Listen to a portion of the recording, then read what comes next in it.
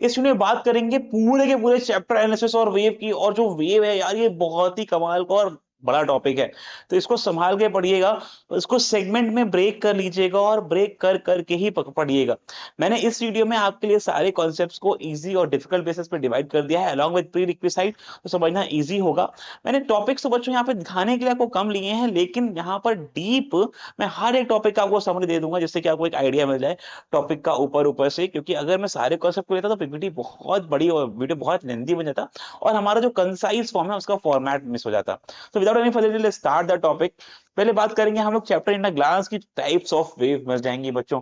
Types of wave में कौन कौन सी वेव है, सबसे पहले मिल जाएगी हमको transverse wave and longitudinal wave. अभी इसी की बनेगी हमको बच्चों प्रोग्रेसिव वेव्स। स्ट्रेस स्ट्रिंग में कैसा रिलेशंस बनेगा, डॉपलर इफेक्ट क्या होता है, कैसे कैसे एक वेव डिफरेंट डिफरेंट फैक्टर्स पे डिपेंड करती है, वो सारी बातें आ जाएंगी हमारे पास टाइप्स ऑफ वेव में। और उसके इफेक्ट्स आ जाएंगे उसके बाद।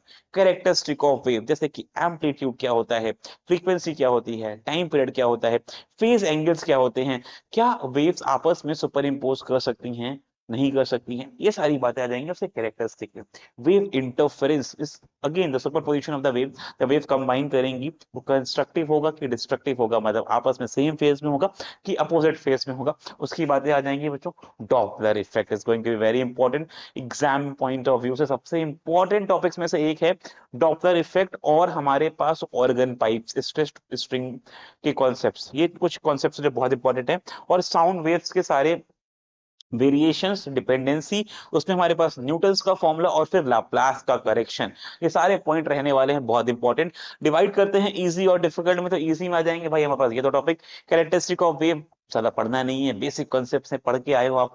Amplitude, frequency, wavelength, wave velocity, wave speed पता है इसके बारे में आपको, वही सब बातें करेंगे मोस्टली। और साउंड वेव क्या होती है, क्योंकि साउंड वेव्स हम लोग पढ़ के आ रहे होते हैं बच्चों। जैसे लाइट वेव को रिफ्लेक्शन रिफ्लेक्शन फॉर्म पढ़ते हैं, जैसे साउंड वेव का रिफ्लेक्शन फॉर्म पढ़ते हैं। v is equal to n lambda वाले फॉर्मूला वेलोसिटीज के रिलेशंस, और इसके जितनी मेरे पास साउंड वेव है उसके टेम्परेचर, प्रेशर, ह्यूमिडिटी की कंडीशन, ये थोड़ी बहुत पढ़ी होती है, तो बहुत डिफिकल्ट नहीं लगता है, आसान है पढ़ना बच्चों कंपैरेटिवली इसको। बात कर रहे हैं डिफिकल्ट टॉपिक्स की, तो हमें पास मिल जाएंगे। अब वो टॉपिक मिलेंगे वेव के इंटरफेरेंस के, कंस्ट्रक्टिव और डिस्ट्रक्टिव इंटरफेरेंस मिल जाएंगे हमको। सुपरपोजिशन ऑफ प्रिंसिपल्स के अंदर constructive destructive interference. Standing wave हो जाएंगे, it can be considered difficult topic because involves both theoretical and mathematical calculation.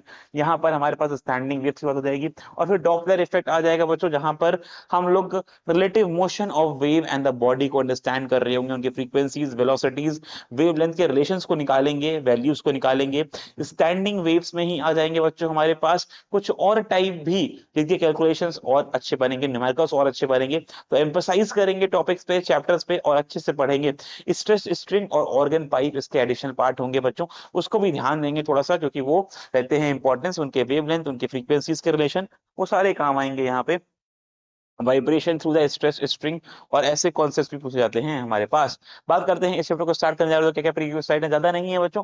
Basics of trigonometry आनी चाहिए, अलजेब्रा कैलकुलस, यहाँ पे डिफरेंशिएशन का यूज होगा, आपको इक्वेशन को आइडेंटिफाई आना चाहिए, ग्राफिकल अंडरस्टैंडिंग बनी होनी चाहिए, मैकेनिक्स आनी चाहिए, क्योंकि मैकेनिक्स के कॉन्सेप्ट यहाँ पे आ रहे होंगे, वेलोसिटी, स्पीड देख रहे हो, वो सारे कॉन्सेप्ट्स यहाँ पे। और थोड़ा बहुत इलेक्ट्रोमैग्नेटिज्म अगर आता है तो ठीक है, 10th के लेवल पे, अगर नहीं आता तो यहाँ पे सीख लोगे, इसकी कोई खास जरूरत नहीं है।